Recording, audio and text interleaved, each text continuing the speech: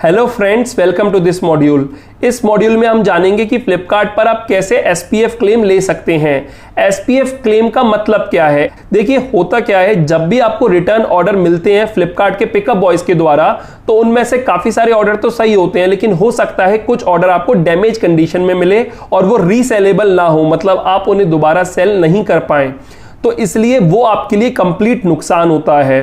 तो ऐसे ऑर्डर्स का फ्लिपकार्ट ने एक प्रोसेस बना रखा है कि अगर आपको फ्लिपकार्ट की वजह से कोई भी नुकसान हो रहा है, रास्ते में प्रोडक्ट डैमेज हो जाता है या फिर कस्टमर डैमेज करके भेज रहा है और आपको नुकसान हो जाता है, तो आप फ्लिपकार्ट पर एसपीएफ क्लेम कर सकते हैं। यानी कि आप फ्लिपकार्ट को क्लेम के थ्रू बता सकते हैं कि ये प्रोडक्ट आपको रिटर्न में डैमेज कंडीशन में मिला है।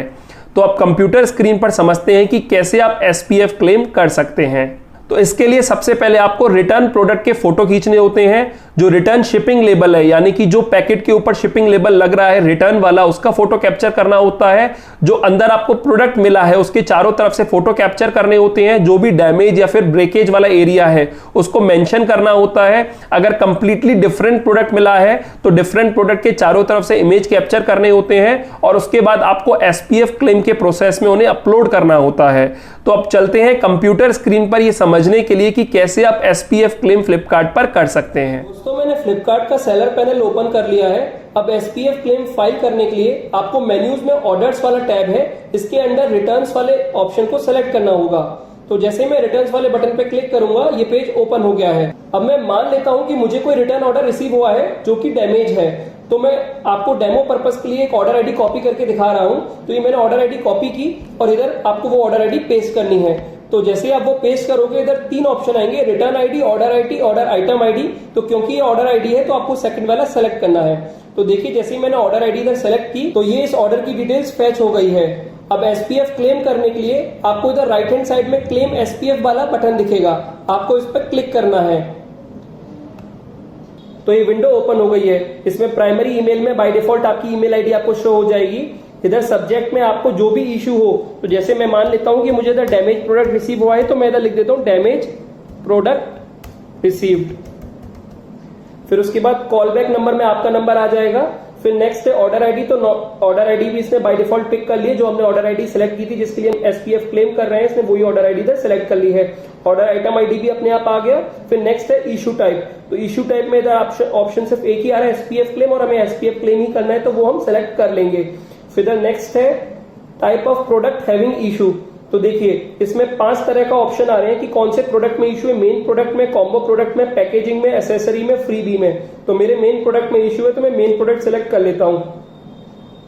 फिर type of issue with product, की कैसा इशू है प्रोडक्ट के साथ। तो इसमें कुछ ऑप्शंस आ रहे हैं कि one of the components was missing from product return is not working, I received the fake product, I received the damage product. तो जो भी आपके में केस हो आप वो सेलेक्ट कर सकते हैं। तो मैं इधर लिख दे रहा हूं I received the damage product, जो कि मेरे साथ हुआ है।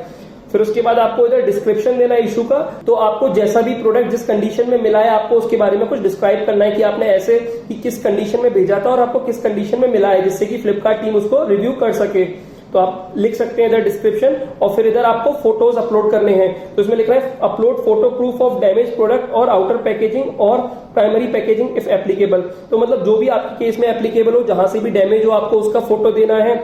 और आपको जो आउटर लेबल होता है, शिपिंग लेबल, उसका भी फोटो देना है। तो आपको इधर कुछ फोटोज इधर अपलोड करने हैं।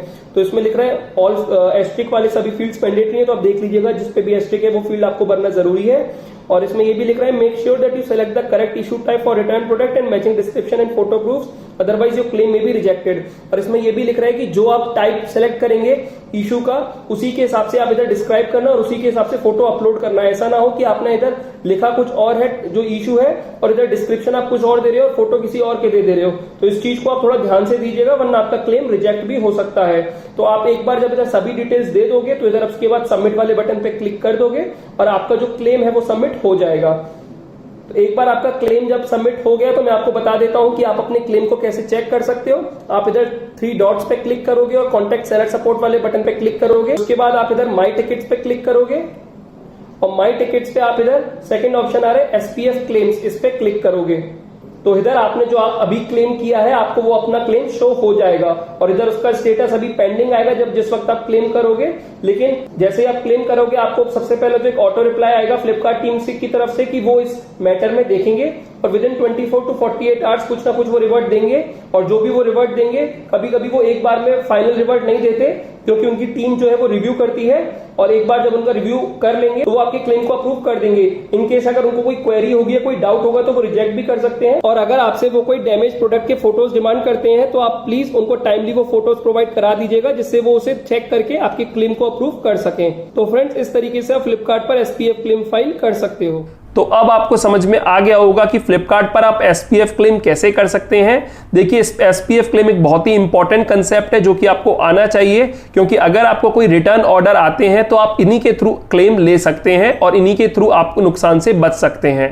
SPF क्लेम करते वक्त आपको यह भी ध्यान रखना है कि जब आप डिस्क्रिप्शन में लिखें तो एकदम डिटेल में समझाएं कि आपको क्या डैमेज हुआ है, कितना नुकसान हुआ है, जिससे कि फ्लिपकार्ट वाले आपका क्लेम अप्रूव कर दें। एक बार आप SPF क्लेम कर देते हो तो फ्लिपकार्ट की टीम उस पर 24 से 48 आवर्स के बीच में उस पर रिप्लाई कर देती है और बता देती है कि आपका क्लेम उन्होंने अप्रूव किया है या फिर रिजेक्ट किया है। तो अब चलते हैं अगले मॉड्यूल की तरफ।